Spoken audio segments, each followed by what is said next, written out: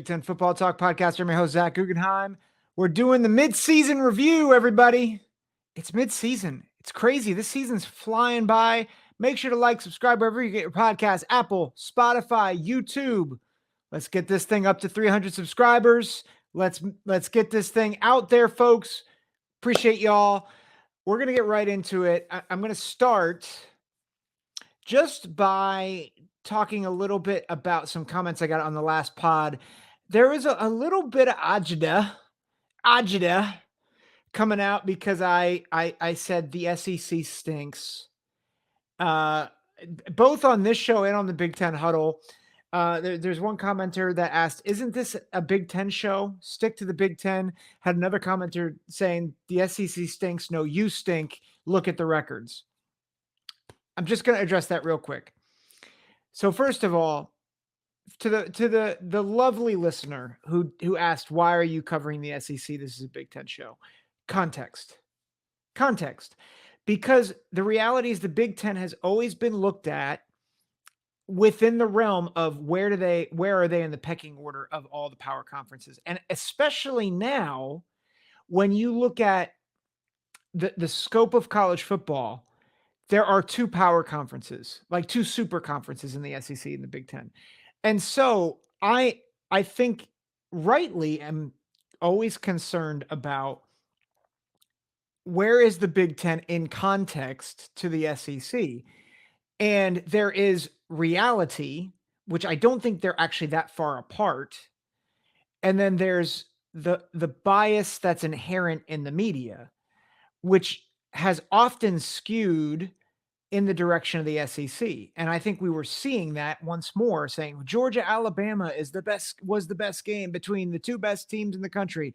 Spoiler alert, they're not, at least not right now. Now they could be, but the reality is the Big Ten is never in a vacuum. Much like, and I'll talk about this a little bit as we talk about the review, Ohio State losing to Oregon is not in a vacuum. Because if it were in a vacuum, you know what you say about Ohio State? That's a tough loss to a really good team. Maybe the best team in the country at home or in their home place. So in a vacuum, it's like, yeah, but there's context, right? There's context. We know about Ryan Day. We know about Jim Knowles. We know about some of the big game failures. So you got to evaluate it in the context of other data. And that's why, if I'm honest, one of the best things for the Big Ten was to see Tennessee lose to Arkansas, to see Alabama lose to Vandy and then struggle against South Carolina, to see Georgia struggle a little bit with Mississippi State and Auburn. It's helpful because it helps us recognize when maybe there's some media bias that's inflating the SEC and downplaying the Big Ten. And there are financial reasons to do that, especially from a certain four-letter network. That's why. To the person who said, look at the records, the SEC doesn't stink, you stink. Whatever, dude. Like, you clearly didn't understand the point of the episode. So, do I actually think the SEC stinks? No. Do I think Alabama and Georgia would struggle a bit with the top 3 or 4 teams of the Big Ten? Yeah. I think Ohio State, Oregon, Penn State, I think you can make a case for Iowa against a couple of those teams and Michigan if Tuttle works out for them. I think on the right day, I think Washington and USC could give them a run. We saw USC beat LSU, who right now is seen as an SEC contender. So I think it's important to set that up and say, listen, if we're going to sit here and pander to the SEC and say they should have 6 playoff teams, the Big Ten has to counter that and say, I don't think you're that good. And it's not saying that they're not good at all. It's not saying that they're a one-team league in the playoff. It's saying, listen, you're not so dominant that you should get 6, 5, 6, maybe even 7 teams in the playoff. You should probably get 3 or 4, maybe a 5th. But it sure as heck shouldn't be 6, and it probably shouldn't be 5. That's why it's important. So do they actually stink? No. Is Alabama and Georgia probably going to get into the playoff? At least one of them will. But it's important to set the context and to call out blatant media bias when honestly the Georgia Alabama game, it was exciting, but it was bad football on both sides. And when we start saying, well, those are the two best teams in the country, then you start to skew in a way that is unhelpful and unhealthy. So that's why I did it. If you think I still stink, fine. That's your prerogative. Drop my handy dandy sheet here. I wanna briefly get to last weekend, and I wanna share you briefly my picks because what I'm gonna do, I'm not gonna do full breakdowns. Like I said, this is a midseason review, but I do wanna give you a little bit of what I cover with JR on the Big Ten Huddle, just in case you missed that. I'm just gonna pick out particularly 3, I was gonna say 2, but 3 things. One is that I think the Ohio State-Oregon game is the game of the year. That was not Alabama, Georgia. That was good on good with good teams exploiting one another at times and catching, catching Ohio State flat-footed a couple times. Particularly Oregon did that with playing tempo. Uh, I thought some of the play design was messed up by the tempo, which I think is why Denzel Burke had one of his worst games, not just one of his worst game ever as a Buckeye. I think some of that was on him. I think some of that was actually on the tempo, mistiming some of the blitzes and simulated pressures that Ohio State was running.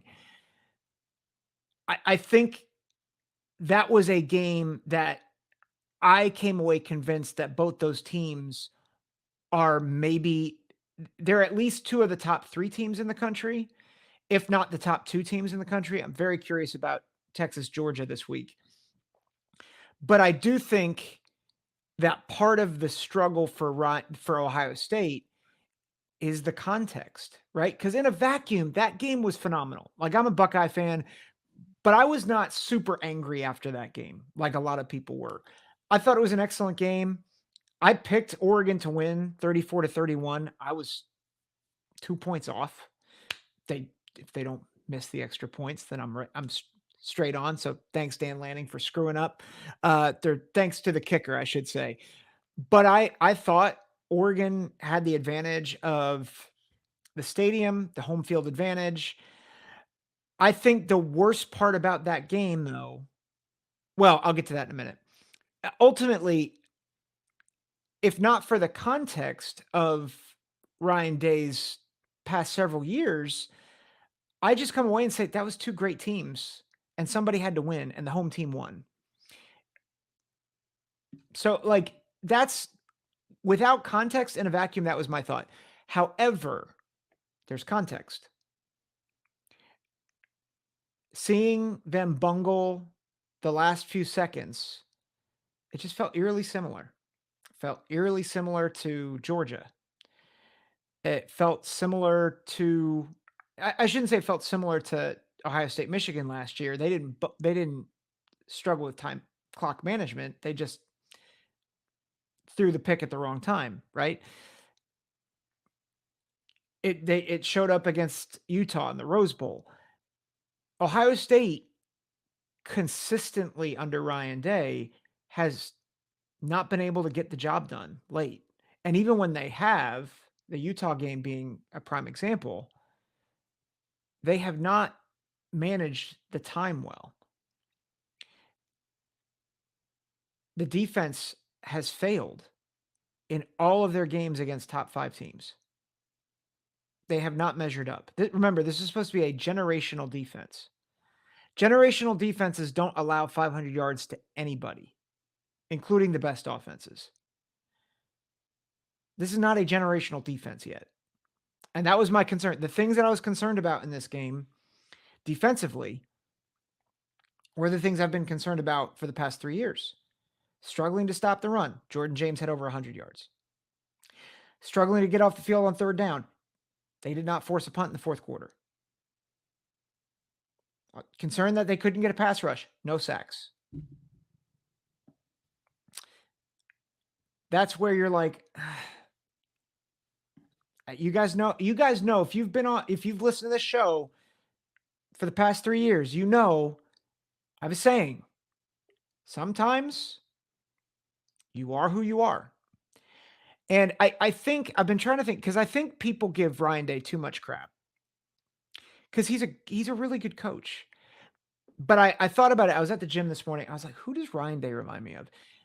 And here's who he reminds me of. And please, before you criticize this comparison, hear me out.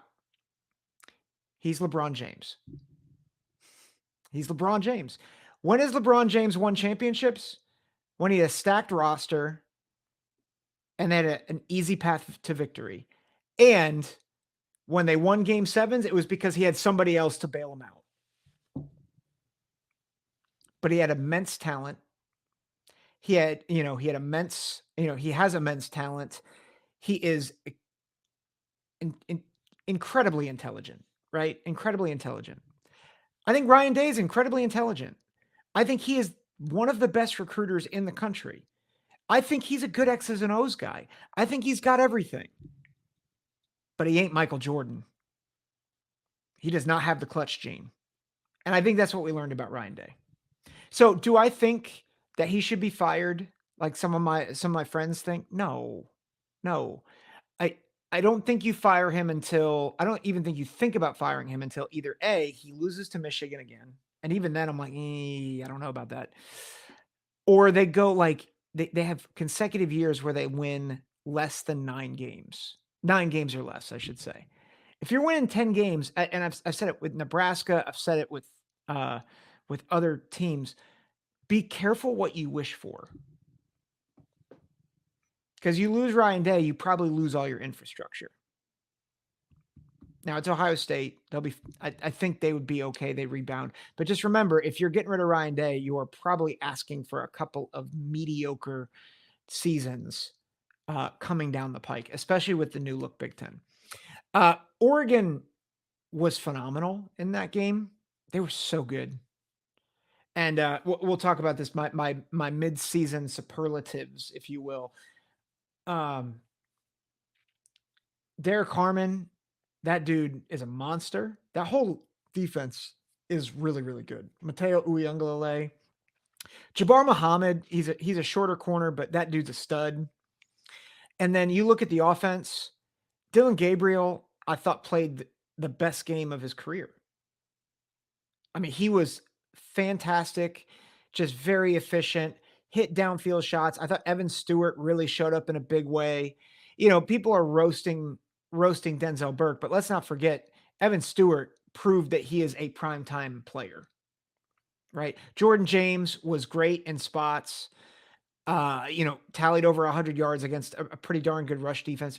Again, a rush defense that held Caleb Johnson to under 50 yards for the first 3 quarters. I mean, hats off to them. Like, seriously, I probably would have put them number 1 in the country this week. No offense to Texas, but I thought they proved that they were the best team in the country with this win. And they deserve all the accolades. I think they're going to be tested. We'll talk about this in the midseason review portion. They will be tested having to go on the road over the next few weeks. That's maybe my biggest concern. One other note, and then I want to just talk about 2 other games real quick. One is the note here is that Ohio State's championship chances took a massive hit with losing Josh Simmons. And I don't know how they're going to replace him. And quite honestly, I'm nervous that they will not be able to adequately replace him. So that's something to keep an eye out. I want to briefly just talk about Penn State and USC. I think for Penn State, I expected a larger margin of victory and more domination. But it's a credit to James Franklin to go on the road, to have your quarterback not give his best in the first half, right? Threw 2 picks. He threw a third on a Hail Mary. That doesn't really count. But Drew Aller threw 2 picks. They didn't go away from him. Tyler Warren had a big day. tight end receiving record at Penn State. I think 240 yards in that game.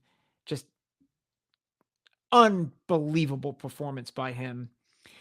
But seeing Drew Aller work it out, hit those fourth downs to Julian Fleming, which you got to love that for a guy who's battled and competed, for him to have those type of moments, especially earlier on when he had drops.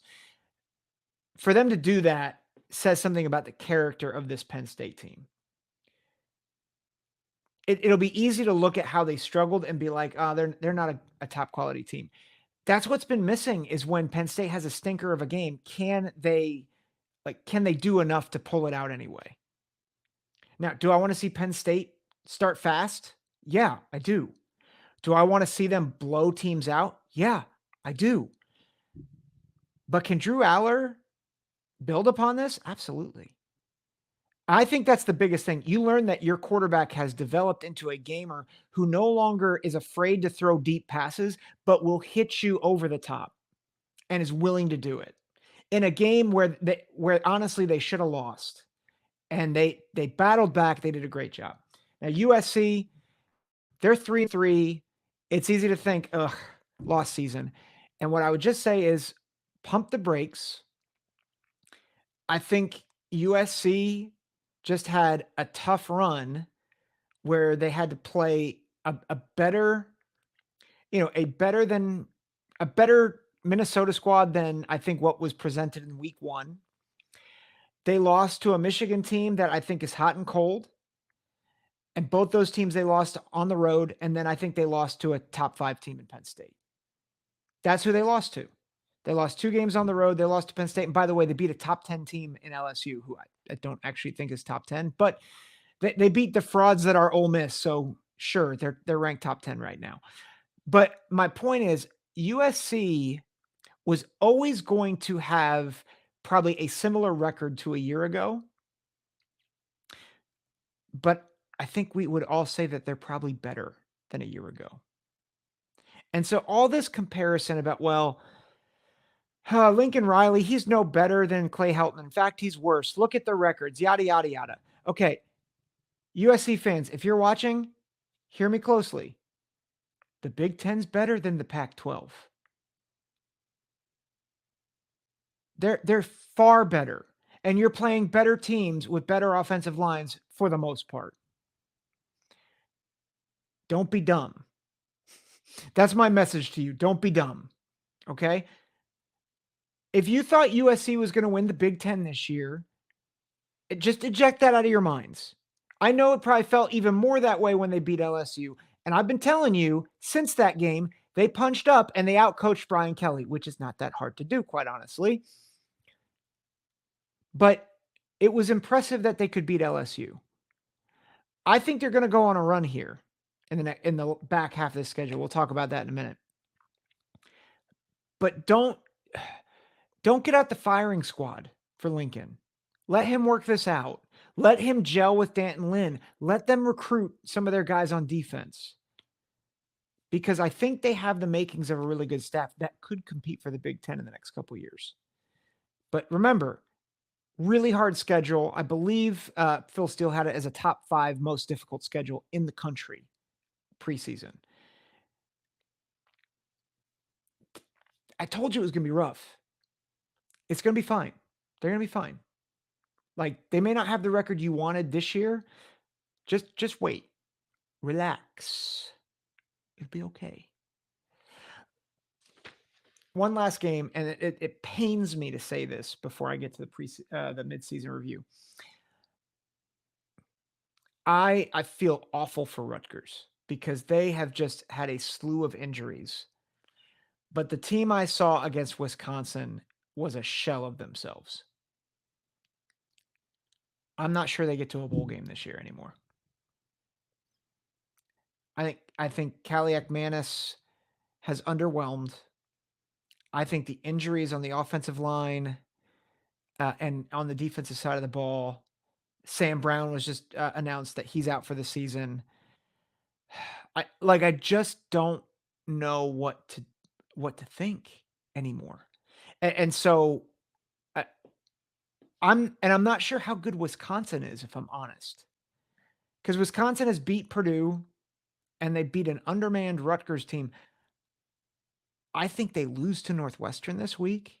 And like Northwestern, I think is turning a corner. I think there's a lot of teams in the Big Ten that are turning a corner. But I think it was more that Rutgers was bad than Wisconsin was good. And I'm not trying to bag on Wisconsin or Rutgers. It's just Rutgers since Nebraska has looked they looked shell-shocked. It feels like all the momentum has been sucked out.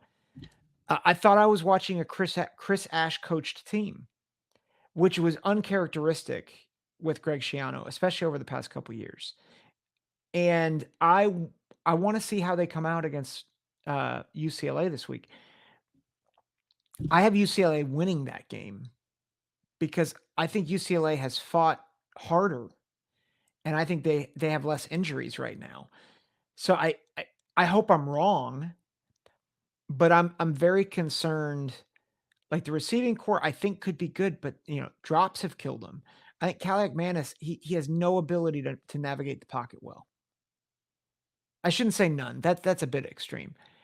He is not very good at navigating the pocket. I feel like he's making similar mistakes to the ones he made at Minnesota. And with the offensive line, the way it's banged up, it's not creating running lanes for Monangai. It's not helping Kaliak Manis stay upright. And even just their situational awareness. I can't tell you how many times against Wisconsin, I was like, all right, you gotta get 6, they get 5. All right, you gotta get 5, you get 3.5. And it's like, man, you've got to know where the sticks are. And it was just, I mean, it was just poor execution. I don't know if that comes from coaching or whatnot, but after a really exciting start, I'm very, very concerned for Rutgers. And that's after me thinking they had a shot at 10 wins this year. We'll see. We'll see. I'll get into it. Let me do score predictions real quick. I'll tell you, I'm just going to kind of run it down the list with a quick description. I've got Oregon beating Purdue 38-10. I think Oregon's going to be a little sluggish on a Friday night game. I don't think Purdue's going to is going to give much resistance, but I also think Oregon's probably not going to run it up. And Oregon hasn't really scored over above the 30s, except I think for Oregon State. I think Purdue, their offensive output that they had last week against Illinois, I don't think that happens again. I think Oregon's defense is too strong. So I've got Oregon beating Purdue. I've got Nebraska falling to number 16, Indiana 24-31. I think Nebraska is a good team, but I do think Raiola struggles with pressure. I think Cignetti's going to apply the pressure there. And I think Indiana's offense is a bit more tough and rugged than people want to give it credit for. They have a two-headed monster with Lawson and Ellison at running back. Rourke is poised. Their receiving core, they just love to fight. Elijah Surratt is awesome, by the way. So I've got Indiana 31, Nebraska 24. I do have Northwestern upsetting Wisconsin at home. I think if this were in Madison, I'd probably go Wisconsin, but Northwestern at home, I think one of the most underrated units in the Big Ten is the defensive line of the Wildcats. I think they go 8 deep or so. I'm trying to remember the guy's name. Oh my gosh, why can't I remember his name? I'm gonna look it up here, but they have a lot of guys on that defensive line that can disrupt. And as good as Wisconsin's offensive line has developed and helped Braden Locke, and as much as Tyree Walker has really stepped up, I don't think they've seen a defense like Northwestern's outside of maybe Alabama. And I think that's going to be tough. Anto Saka is the guy I'm thinking of. One of the best. JR mentioned this on the Big Ten. Hold on. One of the best win rates out of any defensive lineman in the conference. So really, and he's a quote unquote backup. They rotate a lot of guys in there. I think that's going to be a tough ask, especially with the wind coming off the lake, with their stadium there. I just think David Braun gets it done against Wisconsin, despite the fact that Wisconsin's shown a bit more life here. I got UCLA traveling to Rutgers and beating them 28-17. I just again, I think the problem for Rutgers is I don't know how they score points right now. And I think the defense, I was looking at the rivals board for Rutgers. They think that they could be down 5 defensive starters on Saturday. And as bad as UCLA has been at times, TJ Harden, Sturdivant getting the ball from Garbers. I I just don't know what happens if UCLA gets up 14-0. I think that becomes a pretty tough ask for Rutgers. So I've got USC traveling to Maryland, beating the Terps 45-20.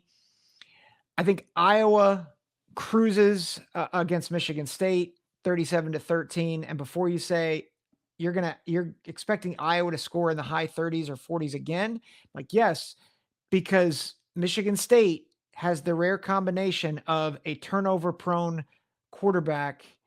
And well, I shouldn't say rare combination. It's the rare combo of Iowa's defense being fantastic at turning you over and Michigan State being very good at turning the ball over. I think that's going to lead to some easy scores. I think Caleb Johnson has a day because that's what he does. 37-13. And then I think the game of the week outside of Nebraska, Indiana, I think that game's really good too. Number 24, Michigan, I have upsetting number 22, Illinois. I don't think it's actually an upset. I think Michigan is the favorite, but I think Michigan beats Illinois 27-24, close game. To me, it comes down to the running games.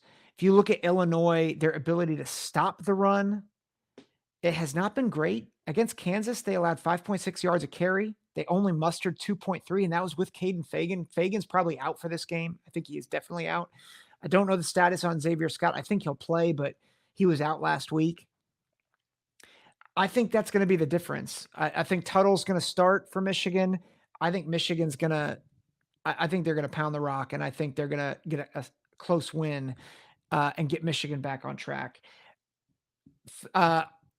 If you're an Illinois fan, you're probably rejoicing that I picked Michigan right now. So I take all responsibility for Illinois' win if they do in fact win because I picked against them.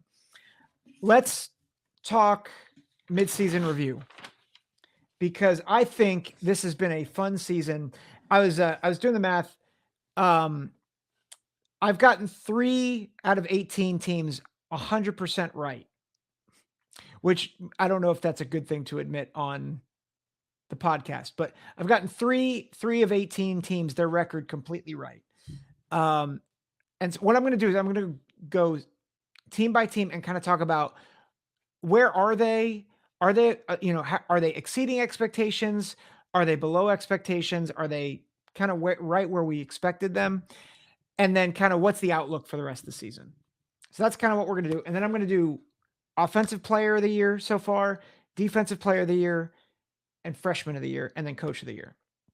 So that's what I'm going to do so far. So I'm just going to go alphabetical. All right, alphabetical. So Illinois, the team that rejoices every time I pick against them. I had them 3-3 up to this point with losses to Kansas, Nebraska, and Penn State. They're obviously 5-1. And I think there's some context here. One is one, good on them for going on the road to Nebraska to get that win. So that's one. Second, Kansas is not as good as we thought they were. And that's not to take anything away from Illinois, but it's to provide context. That being said, I had them finishing 5-7, not making a bowl game. If you look ahead, they're 5-1. They get Michigan at home. They go to Oregon. They get Minnesota at home. They get Michigan State at home, at Rutgers, at Northwestern. I think there's a legit shot with the way that they've been playing, the way that secondary flies around, the way that their defense has really solidified. I know the second half against Purdue notwithstanding. I think you can make an argument that their ceiling is 10-2. I know I just picked against them, but they can beat Michigan. They can certainly beat Michigan at home. I think they can beat Minnesota at home, although I think Minnesota's improving. I think they should beat Michigan State. I think at least the way Rutgers is playing right now, they should be able to beat Rutgers. And I think that Northwestern game might be a toss-up at Northwestern, but I think Altmaier's the better quarterback. Jack Lausch is showing some stuff, but I think Illinois is in good position, not just to make a bowl game, but to make a good bowl game. I think the floor, and I think this is really stretching it, would be 7 wins, that they would go 2-4 the rest of the way. And I don't think I would pick 8-4 or 9-3 for Illinois right now, based on what I've seen. But I do think I want to caution Illinois fans. The Nebraska win's good, but remember, Nebraska could have beat you, probably should have beat you. Kansas is ultimately turning out to not be a great win, but I think they've acquitted themselves well. I think they have a good defense. I think Altmaier, again, I think he's underrated. Their receiving core has been phenomenal. Franklin and Bryant, maybe the most underrated receiving core in the conference, if not the country. Really like what I see out of them. So I think if you're an Illini fan, you should be excited, but cautiously optimistic. Cautiously optimistic. You have exceeded expectations. Indiana, you have exceedingly exceeded expectations, right? So I had them at 4-2 at this point. They are clearly 6-0, right? I had them losing to UCLA, losing to Northwestern. Those are both on the road. I thought it's going to take some time for Indiana to gel. It did not take time for Indiana to gel. Now, cue the chorus of they haven't played anybody. I know. Go look at the scores. Go look at the film. They're dominating people, as good teams do. That's what I'm going to keep telling you. Good teams win. Great teams cover. I think that's the old Josh Pate-ism, right? So they're 6-0. I think they've covered every spread. They get Nebraska at home. I'm picking them to win that game. They get Washington at home. I think that might be the toughest game out of their next 4, depending on what Washington team shows up. At Michigan State, and then Michigan at home. Now, I'm curious to see what happens with Tuttle at quarterback. I think Michigan, from a talent perspective, is probably a little bit better than Washington, even though Washington beat them. But I don't know if I'd pick this, but are we poised to see 10-0 Indiana before they go to Ohio State? I think it's possible. And then they get it's Ohio State. I think they lose to Ohio State, but then they get Purdue. Could they go 11-1? I think that's the ceiling, if I'm honest, is 11-1. Now, I think Washington in particular provides a very tough challenge for them. Tougher than Nebraska, because as good as Nebraska is, I think Raiola is certainly a fine quarterback who I think is developing. But, his effectiveness really drops with the blitz. I think Nair and Banks, they're big receivers. I don't think they're great receivers. I know that might be controversial, but I don't think they're great. I think they're big. I think they're decent. I don't think they're great. I think Will Rogers with Jonah Coleman behind him, with Denzel Boston and Giles Jackson as his 2 main receivers, Latu as a tight end, I think it is. That's a tough ask for anybody. They are the most dangerous team, I think, from an offensive standpoint.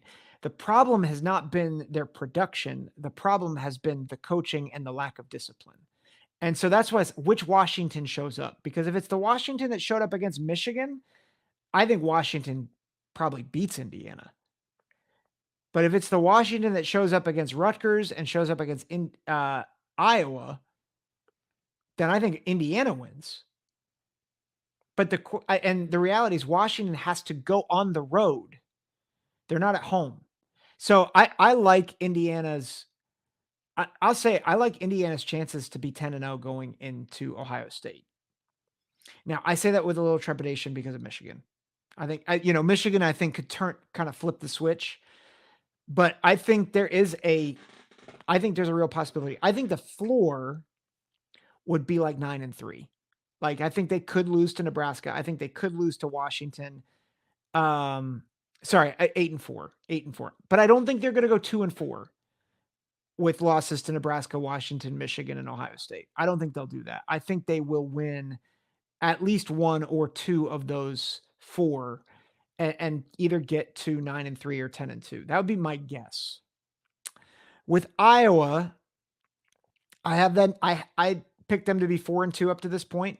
I'm right about the 4-2, but I was wrong about one of the losses. I thought they'd lose to Minnesota.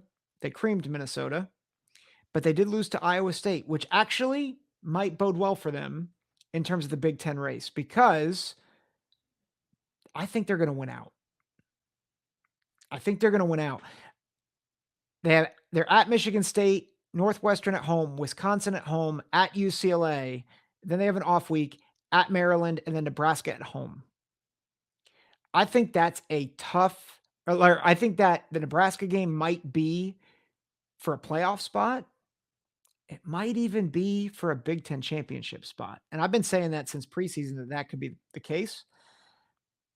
But I just look at that schedule and I'm like, maybe Wisconsin could get them, but they're on the road. And again, I'm just not sure how real Wisconsin is yet. And I think, I like Iowa with Caleb Johnson better than everybody else on this schedule right now. So Iowa, I think they are meeting expectations for me. Maryland is below expectations, which is saying something because I had them at 5-7. I had them 5-1 going into their game against USC.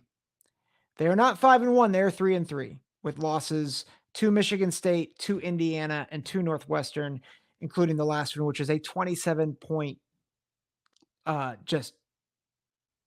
I want to say crushing, but I mean, the optics are worse than what actually happened.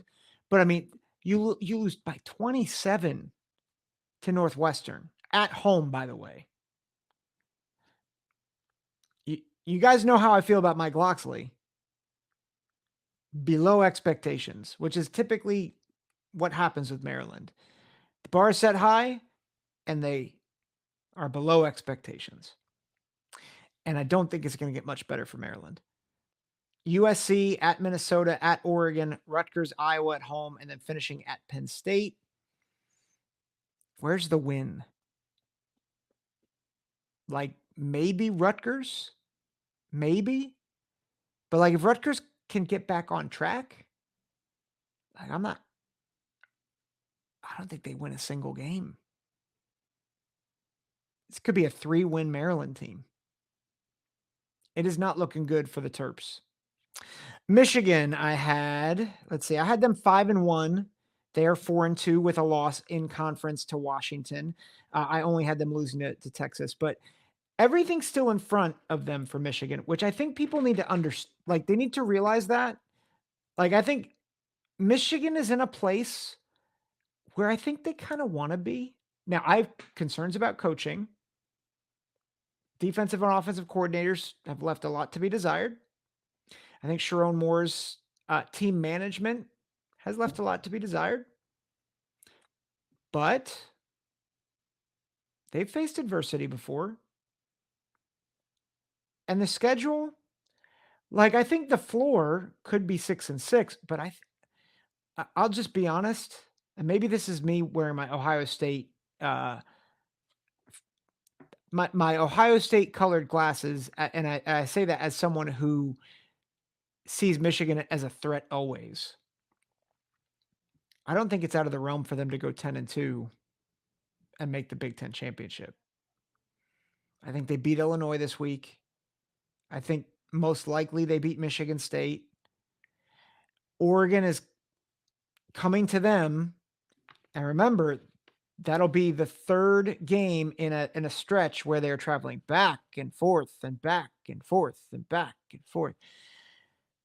And I don't think I don't know if they're how they'll handle it. Remember, they haven't left the Pacific Coast at all this season. And now all of a sudden they got to do it twice in the span of 15 days. It's something to watch out for. And then they're at Indiana, which is obviously not a joke. But then and they get Northwestern at Ohio State. So I think anything could happen. I think they could go 6-6. But I'm not gonna poo-poo the idea of them winning out just because I've thought Michigan was out of it before. I thought they were a shell of themselves in 2021. I didn't think they'd do anything, and then they beat Ohio State. They get to the playoff.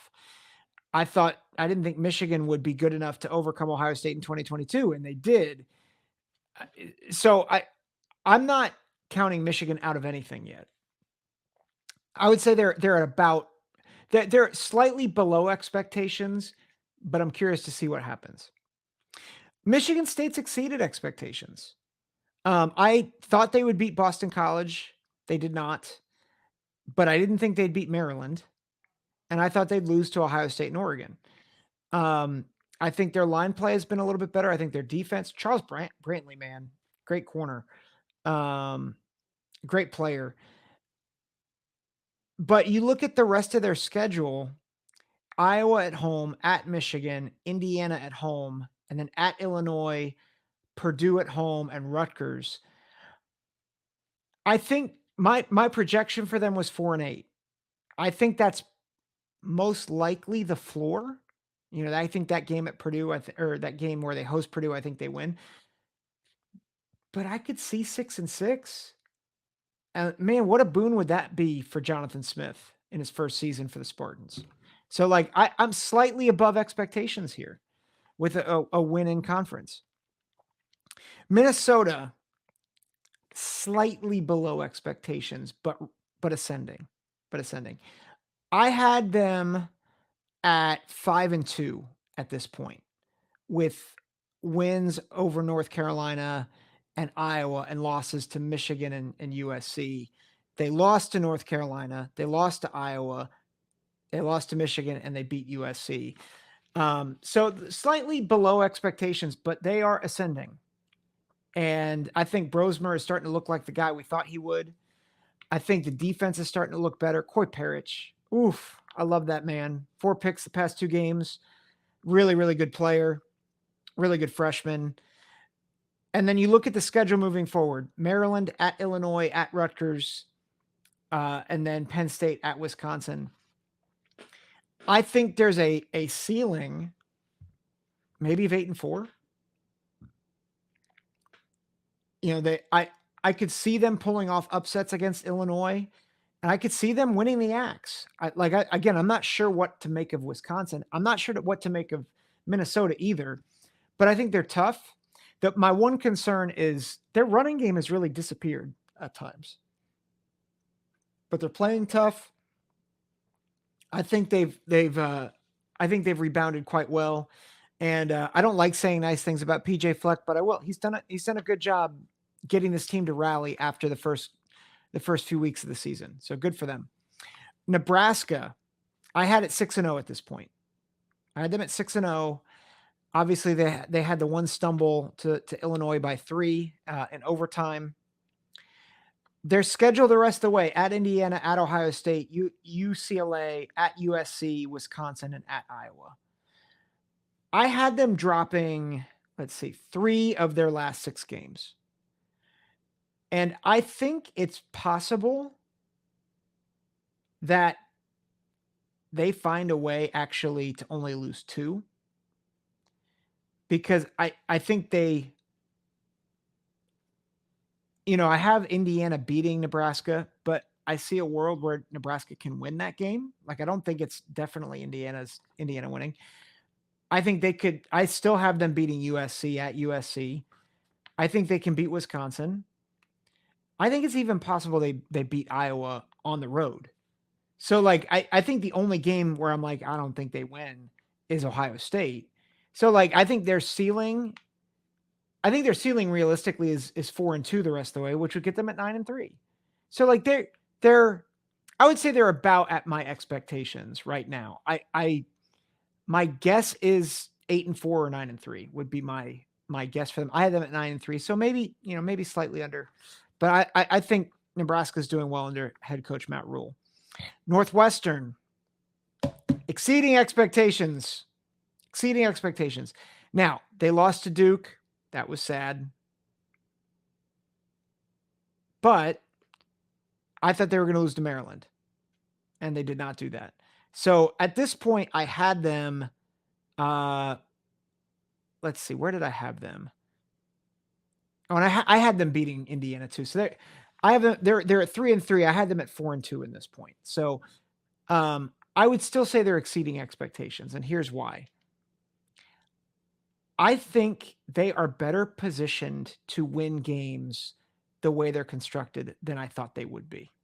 I think Jack Lausch has really impressed. I think they've figured out the passing game with Kurtz, with AJ Henning. I think Cam Porter's going to come back healthy. I think that defense is going to give some teams problems. So I already said I think they're going to beat Wisconsin. I think they can beat Purdue. Now, I don't know if they go bowling, but I think 5-7 is on the table. I do think 6-6 is a slight possibility, right? But it's tough with at Iowa, at Michigan, Ohio State at home, and that's going to be neutral site at Wrigley Field, and then Illinois at home, which I believe is also going to be neutral site. I think it's a tough schedule, but I don't think it's out of their own possibility for them to get to a bowl game. I'd probably pick 5-7 or 4-8, but I still think for what we thought they would be, I think if they're 5-7 with an upset over Wisconsin, I think that's a pretty good year too under David Braun, if I'm being honest. Ohio State, I had them at 5-1. They're 5-1. This is one of the teams I got absolutely right, like 100% right. I don't think there's much to say. They're I'd say maybe slightly below expectations just because of the way they lost and with losing Josh Simmons. I think that's it. But like again, you lost to maybe the best team in the country. So they obviously can beat everybody in front of them. Oregon. This is the second team that I had perfectly right. Wins against everybody. 6-0. They are exceeding expectations for me at this point, though, because of how they're doing it. I think they look fantastic. I think their defensive line, their offensive line has really gelled. I know I had concerns about them earlier in the season, but they are, I think, playing lights out right now. My concern is the travel. Again, I do have concerns about the travel. They go to Purdue. I think they take care of business there. Illinois comes to them. I think they take care of business there. But what happens then when you have to travel again across the country to Michigan, and then you come home, and then you have to travel again to Camp Randall, and then you come home? I don't think they lose 2 like I did preseason. I think they get into the Big Ten championship game. But it's just something to look out for. Like that much travel in 4 weeks, and we've seen the statistic, it's a little overinflated, but teams that have to travel 2 or more time zones, it has not been great for teams. So I would just say, like, watch out for that. Just watch out for that. Obviously, they get Washington at home, and curious to see what happens in that game.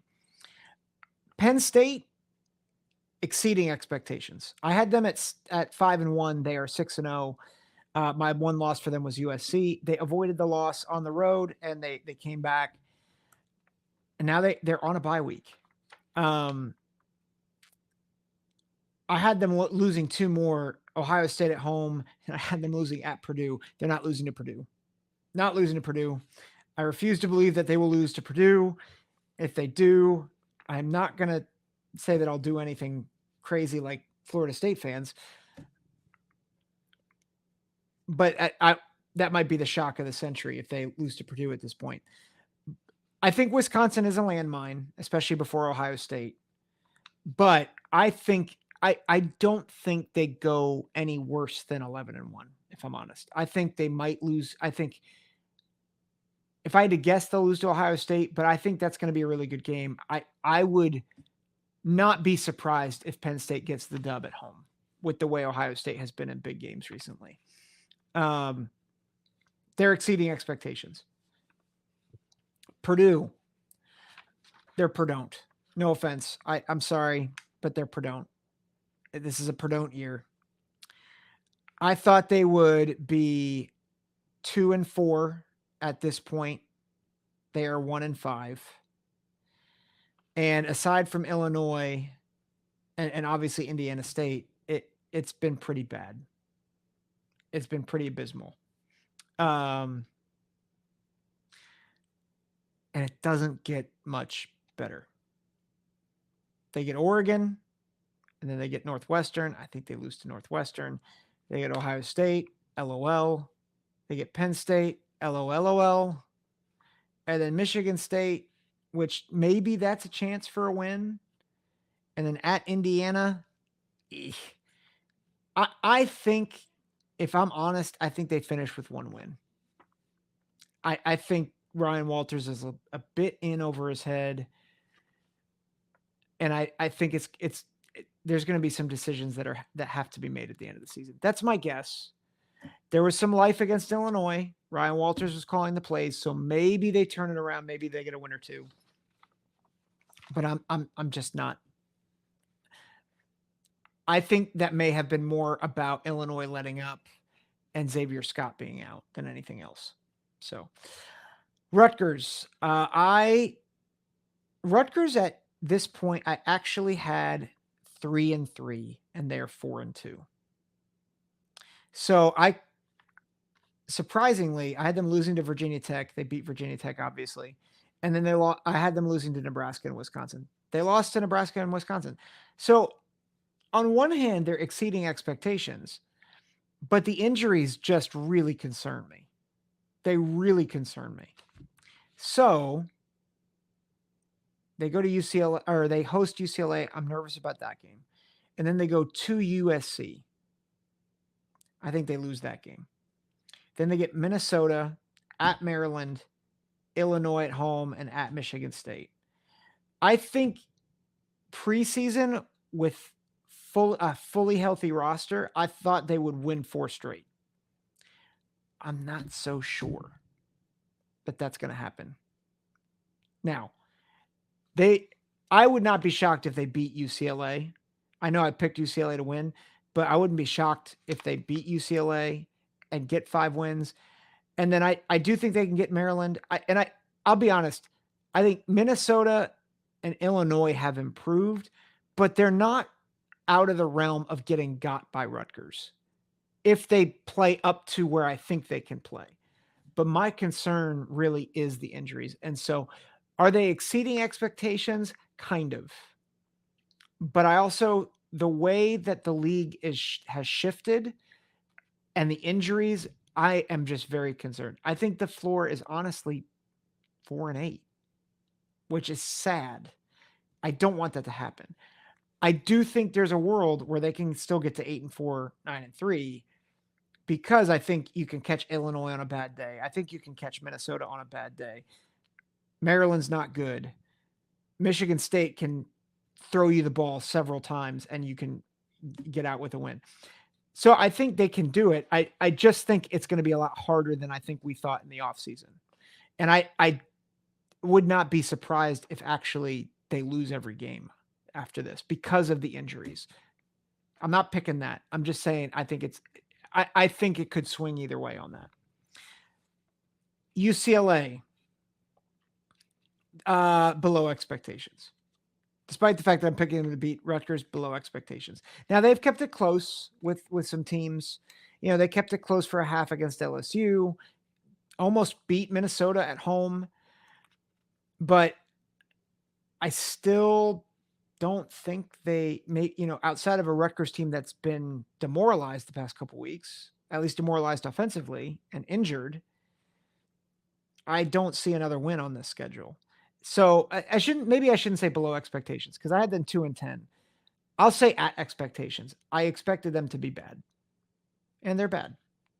I do like how they're fighting, but they're not well coached. So they've got talent. They're just not well coached. Um, USC, I had at 5-1. They are 3-3. So they're a bit below expectations. They're at 3-3. But I think what I would say is that they went on the road and played Minnesota, and I think we knew that would be a tough game. And I think Penn State's better than I expected. So again, context matters. The rest of the way, at Maryland, Rutgers, at Washington, Nebraska, at UCLA, Notre Dame. None of those teams are unbeatable for USC. So the ceiling's 9-3. And I include Notre Dame in that because I think Notre Dame obviously has the better running game, but they're getting hit with injuries left and right too. And it's at home for USC. So I wouldn't pick them to go undefeated the rest of the way. But I do think there's a world where they are, 8-4 or 9-3. I think the problem is, I think at Washington is going to be tough. I think Nebraska is going to be tough, and I do think Notre Dame is going to be tough. So I think 6-6, 7-5 is probably where you're looking for USC. And I would just say if you go 6-6 or 7-5 and you're mad at Lincoln Riley, just remember one of the hardest schedules, and it's kind of a rebuild from last year. You're rebuilding and reshaping the defense. So Washington, I had, I think, 4-3 at this point, and they are 4-3 at this point.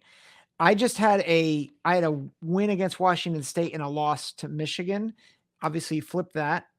So they're coming off a bye at 4-3, and they actually have an extra conference win, which bodes well for them. At Indiana, USC, at Penn State, UCLA, and at Oregon. It's a tough stretch. It's a tough stretch for Washington. And I could see it where they don't go to a bowl game. Like, I think 5-7 is on the table because I think you could lose to Indiana, USC, Penn State, and Oregon. I could also see it where they're 9-3 because they have the firepower to compete with all those teams, including Penn State and including Oregon. The fact that it's at Penn State and at Oregon, though, makes me think that the ceiling is probably more like 7-5, which is what I had for them going into the season. But I had Indiana as more of a easier win, and I just don't. I think that's going to be a tough game for them. So I would say 6-6, 7-5 is probably where you're looking for Washington. I'd say maybe slightly below expectations, just the way I think they shot themselves in the foot against Washington State, and they certainly shot themselves in the foot against Rutgers. And it could cost them a bowl game. Wisconsin, they are the third team I got 100% right, but I'm below expectations on them. Part of that is the fact that Tyler Van Dyke is out. But part of it is I just don't know what to expect because they looked bad against Western Michigan and South Dakota.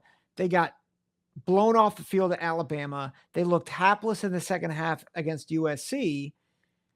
But then they play a Purdue team that's bad, and they play a Rutgers team that looked hapless. And so I'm just not sure what to make of Wisconsin. Maybe they've turned the corner. I don't want to assume that they haven't. But this Northwestern game is going to tell us a lot. Their schedule moving forward: Northwestern, Penn State, at Iowa, Oregon, at Nebraska, and Minnesota. When I was picking this schedule, I had them winning 4 of 6, including Oregon and at Nebraska and home against Minnesota. I have a tough time thinking that they actually get that done. Like, I think Nebraska might challenge them just from a defensive standpoint. I think Oregon obviously challenges them.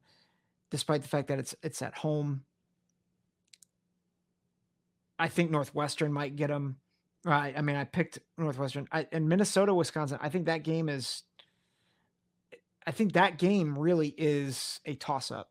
So I think their ceiling maybe is 7-5, 8-4, kind of what I expect. But I would change my pick prior to around 6-6. I think I would pick a 6-6, and I might still think that they're not going bowling this year, especially if they lose to Northwestern. Then I think the bowl game's in danger because of their schedule. So let me finish up with my superlatives. Most best offensive player, defensive player of the year, offensive player of the year, defensive player of the year, freshman of the year, coach of the year. I'll do the obvious one. Coach of the year is Curt Cignetti. No offense to Dan Lanning, who's really good at finding loopholes. Good job. Good job, buddy. But what Curt Cignetti has done in reshaping the culture of Indiana in just 6 weeks is phenomenal. And again, I know they haven't played anybody. I don't care, because you know who Indiana used to be? The team that everybody pointed to and say, we haven't played anybody. Like, that's how bad Indiana was. I'm trying to remember the statistic. I think it was the 1950s or 1960s is the last time Indiana started 6-0. I mean, what they're doing is remarkable. And I think he deserves all the credit. Going in the transfer portal, bringing in a good roster, but keeping some of the core of that roster intact has been huge for them. He is obviously the coach of the year. And I don't think it's close at this point. I think Brett Bielema, Dan Lanning, I think are two guys that certainly are in the conversation. But right now, I think it's Curt Cignetti and then a pretty big drop off. Freshman of the year is a little different because there's a lot of good ones, right? Like Dylan Raiola, obviously, has been great for Nebraska. I think Coy Parrish, that dude, I could talk about Coy Parrish a lot, man. Really good safety. He's making a contribution on special teams. I think I am actually tempted to say him, but I will go with the obvious in Jeremiah Smith, the receiver for Ohio State, who seems to just put more highlights up every week for Ohio State. He's maybe the best receiver prospect I've ever seen. And he's a freshman. I mean, he's already being talked about as a Biletnikoff, potential Biletnikoff winner. And he's 6 games in, and I don't even think they've utilized him as much as they want to. So he is my pick, but I think there's a very strong argument for Coy Parrish, the way he's played for Minnesota. Defensive player of the year, there's a lot of good defensive players that we could pick from, right? The kind of the obvious one, you know, with all the tackles and whatnot, is Jay Higgins. He has 62 tackles, 2 picks, 1 sack. Just really, really good player. Xavier Scott for Illinois has had a great year with 3 picks, has a sack on the season. Coy Parrish, 4 interceptions at safety. I think you could make a case for him. Charles Brantley having a good year at defensive back for Michigan State. I think you could make a case for him. Miles Scott has had a good year. Sebastian Castro for Iowa, who's a good player. Flip Dixon for Rutgers. Jalen Reed having a good year, and you know, obviously Deni Dennis Sutton and Zane Durant and Abdul Carter, like all those boys. I think you can make a case for Tyleik Williams at Ohio State, and you know, Caleb Downs has been quiet, but he's been very good for them. My guy, though, is the guy who was a wrecker in the Ohio State game for the Ducks, and that is Derek Harmon. He has been, and I say this knowing that Mason Graham and Kenneth Grant are at Michigan, but Derek Harmon has been the most disruptive player for, I think, the best team in the country right now. I mean, he single-handedly stole a possession from Ohio State when he took a pretty good back in Quinshad Junkins and just ripped the ball out. It was a tackle for loss on that play, and it was a forced fumble and a fumble recovery, right? He has 3 sacks, 2 forced fumbles, 1 fumble recovery on the season, but he's not going to be a stat stuff, or he's not going to stuff the stat sheet because he's a defensive tackle. But my goodness, the transfer from Michigan State has been everything and more for that defense. And he stepped up. He and Mateo Uiagalelei, who I think also has a right to be on the short list for this award. But he, they did it without Jordan Burch, another guy who could be on the short list for this award. But I think Derek Harmon is the guy that has been the most impactful player on the best team. And that's where I'm gonna divert my my award for it. Last but not least, offensive player of the year so far. I think there's a lot of good candidates. Dillon Gabriel, obviously, right? I think you can make a really strong case for Curtis Rourke at Indiana, obviously. Like, I think those guys have been fantastic. Caleb Johnson at Iowa has been a stud. And I mean, you want to talk about just some of the, one of the best players, 12 touchdowns, 937 yards. I'm not sure anyone's running the ball better than him outside of Ashton Jeanty from Boise State. Just dynamic with the ball, and that's without a passing offense for the Hawkeyes. Like, he's just been so good. I think you can make a case for other guys like Ty Felton, 55 catches for 719 yards for Maryland. The receivers from Washington, Denzel Boston, Giles Jackson, have been great. So like, there's a lot of good arguments for a lot of people. I think, Will Rogers, I know you're going to evaluate wins, but he's been really good. But my guy is not a quarterback. It's not a running back. It's not a wide receiver. It is a tight end. Because Tyler Warren is a bad man. And he can do it all. He is tied for 6th for the most catches, or tied for 4th, with most catches. He is 6th for yards. Sorry, I got that wrong. He is tied for 5th for most receptions with 40. He is tied for 6th for most yards. And this is out of all pass catchers, not tight ends. 513 yards, 40 catches. He has 4 touchdowns. He also has 5 carries for 38 yards and a touchdown. He's 2 of 2 passing for 26 yards and a touchdown. And in their biggest game, he broke a freaking record of over 240 yards receiving. Like, he is the reason ultimately why Penn State was able to come back in that game against USC. One of the best athletes in all the Big Ten. And I know he probably won't win it at the end of the season, but man, I love this dude. And I think he has been the best player so far in the conference. And so Tyler Warren, my offensive player of the year so far. A lot of good candidates, but he is my main guy. I'll finish out with this. What do I think the Big Ten championship game is going to be? I think it's going to be a mess. I think it's going to be a mess to get there.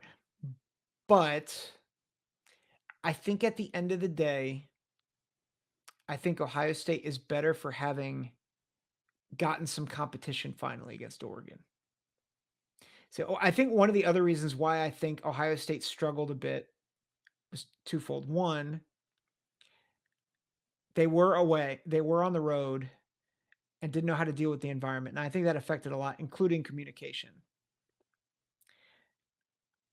I think they'll be better prepared for that in Happy Valley.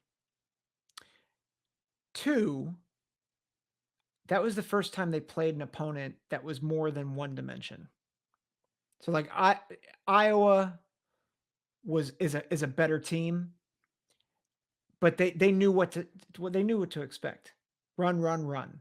And that's all they had to game plan for. And everybody else, they might have had a 2-dimensional attack, but it didn't matter because they just weren't as good. I think Ohio State went on the road, got tested, and was honestly a few yards away from kicking a field goal to win the game. And that's with a myriad of errors. So I think they end up running the table the rest of the way. I think Oregon is no worse than 11-1. I think it's very possible we have a really massive tiebreaker where you have a lot of one-loss teams in the Big Ten. Like I think Iowa could end up with one loss in conference. I think Indiana could end up with one loss in conference. I think Penn State could end up with one loss in conference. And I think it's very possible that Ohio State ends up with the tiebreaker over all of them because of head-to-head. And I think we get a rematch in Indy of Ohio State, Oregon. And I will say this, and I'll say it now. I'm going to put myself on the line here. I think Ohio State beats Oregon in the rematch. And I say that feeling very nervous, A, because I don't want to be seen as a homer, but B, I think it's going to be the game that finally turns the tide in the reputation of Ryan Day. I'm going to put that down on air so that in 8 weeks, if I'm wrong, y'all can laugh at me. Or I can say, hey, I believed in him. I think he's going to get it done. Because I think, once again, Oregon's going to have to travel and not Ohio State. And I think Ohio State, it'll be much more of an Ohio State crowd than Oregon because it's so close to their backyard. And if you think Ohio State fans won't make it to Indy, you are nuts. So I think Ohio State gets to Indy ultimately to rematch Oregon, and I think Ohio State will win that rematch. Thanks for listening. It's a longer episode today, but make sure you hit that like button, smash that subscribe button, share it with your friends, share on Twitter. And again, here's where you can find me: Sunday nights and Tuesday nights on the Big Ten Huddle, Monday nights, the call-in show for Ohio State for the Voice of College Football, and of course, Thursday mornings. Stay locked in. Thank you all so much. Take care. God bless.